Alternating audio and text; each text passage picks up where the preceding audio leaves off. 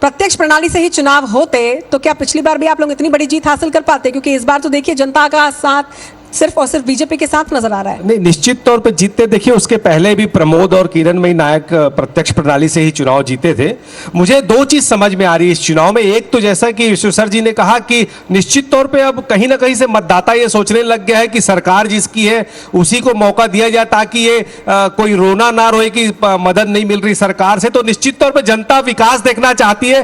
राजनीतिक दलों की आपसी लड़ाई में विकास में कोई बाधा पहुंचे ये नहीं सोचती। दूसरा, एक सरकार का लाभ मिलता हुआ दिख रहा है। देखिए, धमतरी में हमारे जो प्रत्याशी थे उसका नामांकन तत्काल रद्द कर दिया गया, पर बिलासपुर में इतनी बड़ी शिकायत होने के बावजूद वहां कोई जाति प्रमाण पत्र के विवाद पर कोई सुनवाई नहीं हुई। तो ये दो चीजें मुझे निश्चित तौर पर दिख रही कि जनता ये चाह रही है।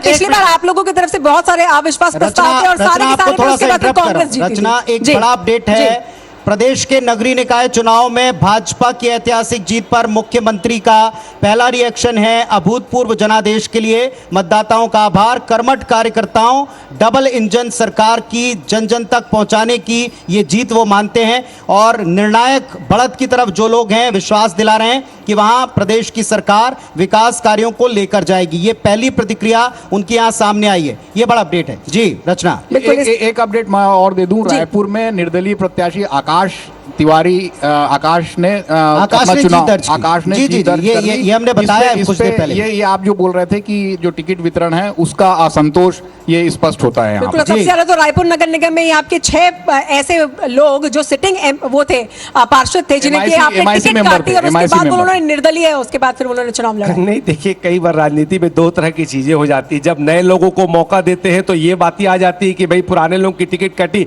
अब जब लगातार जीते हुए को रिपीट करते तो बोलते हैं कि नए लोगों को मौका नहीं देता। तो ये ठीक है, परिणाम आने के बाद अपने अपने ढंग से उसकी सभी पार्टियों में होता होगा ना अमरजीत जी, ये सभी पार्टियों में ऐसा ही होता होगा, लेकिन कभी भी बीजेपी से इस तरह की अंतर्कलह निकलकर सामने नहीं आती है। छोटी सी बात और इसमें मैं जोड़ूंगा, और ये बात मैं जरा उचित जी से भी पूछूंगा। अब की बार मैनिफेस्टो का नाम बदलना, इस पर बहुत बड़ा हमने डिबेट किया, आप लोग भी इसमें शामिल हुए। मैं बीजेपी से और आपसे पूछता हूं कि अटल जी के नाम पर ये जो विश्वास पत्र लाए उसका कोई इंपैक्ट है? जी, देखिए, अटल जी इनके सबसे विश्वसनीय चेहरे हैं। आप ये समझना पड़ेगा हमको कि सबसे विश्वसनीय चेहरा भारतीय जनता पार्टी के अटल जी है। तो ये चुनाव में जाहिर है उसको लाना बहुत आवश्यक है। अगर विश्वास के नाम पे आप जीतते आ रहे हैं और विश्वास के नाम का ठप्पा आप जनता से भी लगवाना चाहते हैं, छोटा सा कमेंट। तो निश्चित रूप से अटल जी हमारे भारतीय जनता पार्टी की नहीं बल्कि भारतवर्ष के 1.5 करोड़